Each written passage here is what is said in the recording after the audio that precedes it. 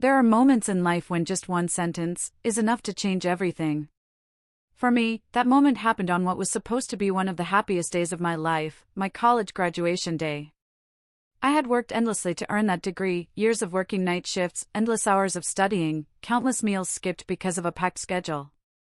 No one in my family helped me financially. No one was there when I was so exhausted I could barely stand. But despite it all, I made it. So that night, I rented a cozy corner at a local restaurant to celebrate. I wanted to share that joy with my family, the people I had always hoped would be proud of me. And then, amidst the clinking of glasses and the bursts of laughter, my father stood up, raised his glass, and said, casually, "You don't deserve your success." In that instant, I understood something. Sometimes, people don't have to shout to hurt you. They just need to say one sentence, and deep down, you no longer belong. I had spent almost all my meager savings on organizing that party. A simple evening, really, but I wanted it to mark a new chapter in my life, a chapter one was proud to have reached, even if no one had ever held my hand along the way. I rented a small patio at a local restaurant, ordered good food, strung up warm golden lights across the balcony, and even hired a guitarist to play soft ballads. I wanted that night to be special, not just for me, but for all of us, my family. People started arriving. My mother, Helen, quiet as always, with a small, strained smile. My aunts and uncles, keeping a certain distance, as if unsure whether to support or just observe. My little cousins ran around with balloons, their laughter echoing through the patio. And finally, my father, Mark, showed up. He arrived late. His shirt was wrinkled, he smelled faintly of beer, and his eyes were a little glassy. But he still flashed a big smile, as if his tardiness was something easily forgiven. I swallowed the rising disappointment and smiled back at him. Joshua, of course, didn't come. I hadn't really expected him to. Joshua always had an excuse, a date, a new project, a band that never actually performed. But even without being there, Joshua's name filled the evening. Somehow, every conversation circled back to him. My father talked about Joshua like he had just won the Nobel Prize. Joshua's always been the smartest of all. That boy's got a real business mind. He's got leadership qualities, you know? I smiled lightly, clinked glasses with my younger cousins, and tried to stay composed. But inside, all I felt was emptiness. There I was, the child who had just graduated college, who had built everything from scratch, sitting invisible at half the party. As dinner wound down, my father suddenly stood up. I thought, maybe, he was finally going to toast to me, the child who fought so hard to reach this milestone. A moment I had dreamed of countless times as a little girl. But instead, he raised his glass, looked around, and laughed loudly. I just want to say, Joshua deserved it. Not you. There was no confusion in his voice. It wasn't the alcohol. It wasn't a joke. He truly meant it. The laughter stopped. The clinking of utensils froze midair. Time itself seemed to halt. I didn't cry. I didn't yell. I just smiled, a calm, almost frightening kind of smile. I lifted my glass and replied, clearly, word by word. Fine. Let Joshua pay your bills then. Then I gently placed my glass down. No rush. No regret. I glanced at my father one last time. He blinked, confused, as if he didn't understand what had just happened. But I understood. I understood perfectly. For the first time in my life, I no longer needed to explain myself. I no longer needed to seek validation. I walked out. I didn't look back. I didn't wait for anyone to follow. The party went on behind me, or at least, they would try to pretend it did. But for me, that evening had ended. I had spent my entire youth hoping they would see me. But that night, for the first time, I truly saw myself, clearly. And I knew, it was time to leave, for good. I drove aimlessly, lost in thought. Every street that night looked the same, long, cold, and lonely. I couldn't bear the idea of returning to my apartment. The thought of stepping back into that empty, still smelling of celebration space made me feel suffocated. So I kept driving, past silent neighborhoods, closed storefronts, and darkened fields. When I finally realized where I was, I had gone farther than I ever intended. Lookout Point, the place people went when they didn't know where else to go. I pulled over, turned off the engine, and left the windows down. The cold night air rushed in, but I didn't mind. I sat there, hands limp on the steering wheel, eyes staring into the vast, empty distance. No voices. No fake laughter. Just the wind, and the steady beat of my own heart. I thought about the words my father had said. "You don't deserve it." Those words echoed in my head, like a distorted song I couldn't switch off. But the more I listened, the more foreign they felt. What had I done to deserve their coldness? What crime had I committed by trying, not for applause, but just to survive? I remembered the night sweat pouring over my thesis. The graveyard shifts leaving my eyes red and burning.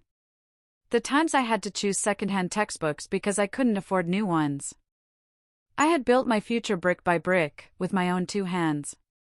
Yet all I received from the man who should have cheered the loudest was dismissal.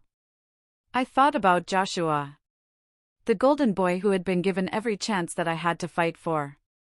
Joshua, the one who dropped out after 1 semester, who switched jobs like changing shirts, who spent their money on pipe dreams. And every time he failed, my father would pat him on the back and say, "It's okay, son. Next time will be better." Meanwhile, I, the one who fought tooth and nail, only ever got raised eyebrows and cold warnings, "Don't expect any help from us." Standing there, in the freezing wind at Lookout Point, something inside me broke. But it wasn't pain anymore. It was release. I whispered, just loud enough for myself to hear. "From now on, I live for me. No more waiting for their approval. No more aching from unfair comparisons. No more clinging to people who never truly stood by me." I realized then, some families don't hate you. They just don't care about you. They love in their own flawed way, or sometimes, they simply don't know how. And that isn't my fault. I had done everything I could. I had given everything I had. And now, there was nothing left to give. That night, I didn't look for apologies. I didn't hope someone would change. I only wanted one thing. Peace. Peace that I would create for myself. As I drove down from the hill, one thought ran through my mind. I didn't know exactly where I was going. But for the first time in my life, I knew. I was steering this journey. And I would never look back again. I came home near dawn. The apartment was dark, silent. No ringing phone. No missed calls. No one asking where I had been. Part of me felt a dull ache, but most of me felt lighter. For the first time, I wasn't holding on to relationships that only survived out of obligation. I made myself a cup of coffee, sat at the small kitchen table in my worn-out apartment, and stared at my phone. There were a few messages from my mom. "Don't let one sentence ruin the whole family. Your dad didn't mean it. He just had a little too much to drink." I looked at those words, the same old excuses. When I was little, every time I was hurt, they told me I was too sensitive. When Joshua messed up, they said he was just figuring things out. When I needed someone to stand up for me, they told me I needed to be more understanding. But whoever tried to understand me, whoever stood up for me, I wasn't angry at my mother anymore. I wasn't angry at anyone, really. The anger had passed. What remained was a cold, sharp clarity. I didn't owe them anything anymore. I opened my phone and started blocking contacts. Dad. Mom. Joshua. The family group chat. Anyone who only remembered me when they needed something. No drama. No announcements. Just silence. The next morning, I woke early, brewed a fresh cup of coffee, and sat looking at the only photo from my graduation dinner. In the background, people were laughing, chatting, eating. But me, I was just sitting there, with a tired smile, eyes searching for something I already knew I wouldn't find. I started packing my things, leaving behind everything I didn't need. I didn't want to carry the weight of the past into whatever came next. I posted my apartment lease online. I sold off extra furniture. With the money I made, I paid down more of my student loans, the ones nobody in my family ever asked about. In 2 short weeks, I packed away an entire chapter of my life. I left the city where I had spent most of my youth. No announcements. No goodbyes. No teary movie scene departures. Just me, and a wide-open road ahead. The new apartment was tiny and plain. Just a mattress, a table, a few books, and bare walls waiting to tell a new story. I hung my diploma above my desk. Not to show off, but to remind myself. I did it on my own. And that, whether anyone acknowledged it or not, was enough to be proud of. I started small. Morning coffee at the corner cafe. Short conversations with friendly strangers. Evenings reading under soft lamplight. No expectations. No rushing. Just living, truly living, for myself for the first time. I found a small, stable office job. And on the side, I picked up freelance design work, the kind of creative projects my family had once dismissed as pointless. My life wasn't glamorous. But each day, I felt more real, more rooted in my own existence, no longer just a shadow in someone else's story. I met Thomas, the funny neighbor who invited me to his weekly game nights. I met Laura, the girl from the secondhand bookstore, with a warm smile and patient eyes. They didn't know who I used to be. They didn't ask about Joshua, or my parents, or the messy history I left behind. They only cared about who I was now. One evening, sitting by the window in my tiny apartment, I realized I had cut the cord. And I had started over. Not because someone apologized. Not because anything had changed. But because I had chosen peace over longing. This time, I wasn't living to please anyone else. I was living to make myself happy. The early days of my new life passed quietly. A little loneliness. A lot of peace. Above all, freedom. I stopped checking my phone every morning. Stopped waiting for apologies that were never coming. I lived each day fully, and for myself. Until one afternoon, coming back from the bookstore with a loaf of bread and 2 iced teas, I saw it. The familiar silver car. The worn license plate. And standing next to it, my mother. She stood there, looking up at the apartment building, as if unsure if I still lived there. She clutched a piece of paper, maybe a letter, maybe an apology.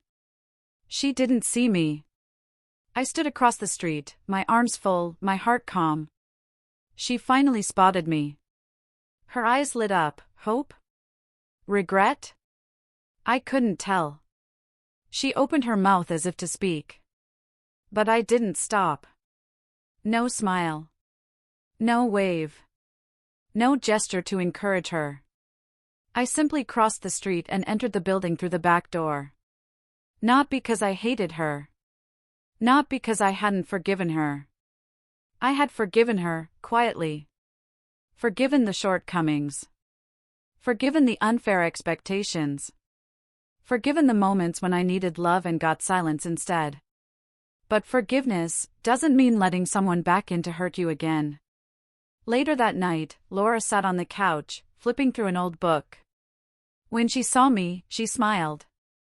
I nodded back, set down the drinks, and sat beside her, like nothing had happened. Because truly, in this new life I was building, it no longer mattered. After dinner, while Laura slept curled up on the couch, my phone buzzed. A call from an unknown number, at 2:43 a.m. I hesitated. Part of me wanted to silence it. But another part, the part that had learned to face things instead of running, pressed play on the voicemail. It was my father's voice. Slow. Heavy. Bitter. You think you're better than us? You think that damn degree makes you better?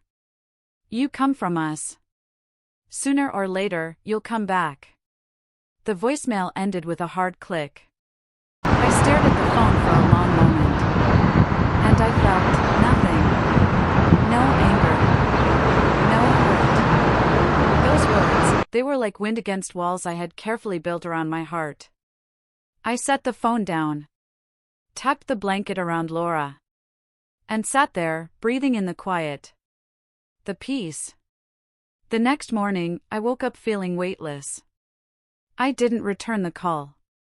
I didn't even think about it. Some battles are only won by walking away.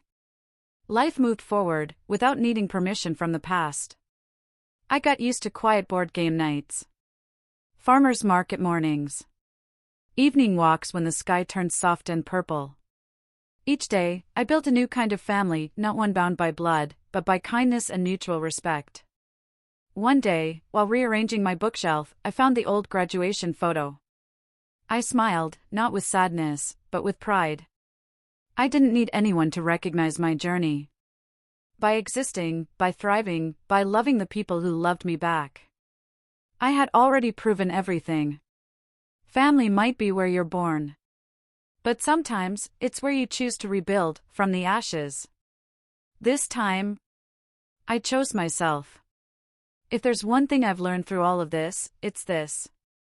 Sometimes, growing up isn't about success or failure. It's about realizing you don't need to prove yourself to anyone anymore. You don't need to wait for an apology to move on.